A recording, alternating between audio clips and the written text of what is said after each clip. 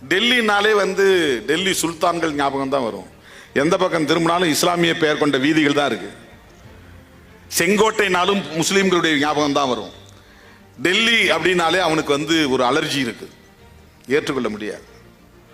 டெல்லியை தலைநகராக கொண்டு முஸ்லீம்கள் இந்த நாட்டை பல ஆண்டுகள் ஆட்சி செய்திருக்கிறார்கள்.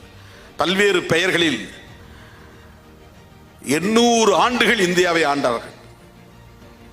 இஸ்லாமியருடைய முகலாயர் சாம்ராஜ்யம், கில்ஜி வம்சத்தினர், சுல்தான்களின் ஆட்சி நிர்வாகம் வெவ்வேறு பெயரில் நடந்திருக்கு. கிட்டத்தட்ட 800 ஆண்டுகள் முஸ்லிம்கள் மதம் மாற்றுவதுதான் நோக்கமாக இருந்திருந்தால் இந்தியாவை அப்போதே முஸ்லிம் நாடாக மாற்றி இருக்க முடியும். 800 வருஷம் இருந்தான்.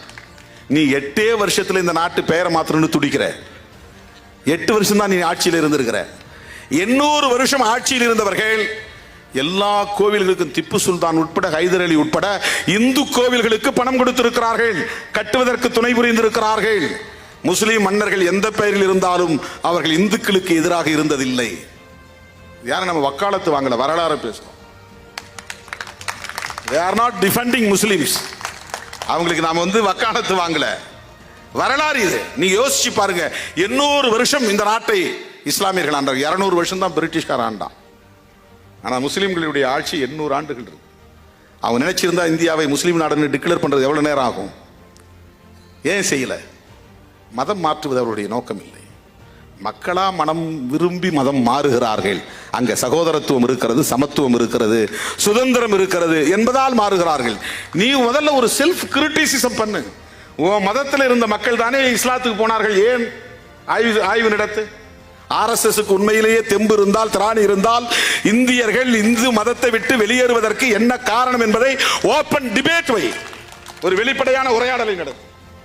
RSS காரர்களை பார்த்து நான் கேட்கிறேன், இந்து மதத்தில் இருந்து எல்லோரும் கிறிஸ்தவத்திற்கும் இஸ்லாத்திற்கும் மாறுவதற்கு என்ன காரணம் என்பதை ஒரு ஓபன் டிபேட், வெளிப்படையான திறந்த வெளி உரையாடலை நடத்து. உன் மதத்தை நீ காப்பாற்றுறது உண்மையா இருந்தால். யாரும் தூண்டிலாம் போக முடியாது. நீ போய் முஸ்லீமா மாறுன்னு திடீர்னு சொன்னா, இப்ப எங்க அம்மாவிட்ட சொன்னா மாறுவாங்களா? இப்ப நான் போய் எங்க அம்மாவிட்ட சொல்ல முடியுமா? வேண்டாம்மா, இந்த சாமியெல்லாம் கும்பிட வேண்டாம், நாம தான் முஸ்லீமா மாறிடும்னா எங்க அம்மா ஏத்துக்குமா? அவ்வளவு எளிதானதல்ல. உளவியல் தொடர்புடையது இது. ஆக நீண்ட நெடிய காலமாக இந்த மதத்தில் இருந்தவர்கள், சைவத்தையோ வைணவத்தையோ பின்பற்றியவர்கள், முருகனையோ வழிபட்டவர்கள், சக்தியையோ வழிபட்டவர்கள், ஏன் அவர்கள் அத்தனையும் தூக்கி எறிந்துவிட்டு இஸ்லாத்துக்கு போகிறோம் என்று ஒருவன் முடிவெடுக்கிறான் என்றால் அது எவ்வளவு பெரிய போராட்டத்திற்கு பின்னால் எடுத்த முடிவாக இருக்கும். ஒரு டிபேட் வை.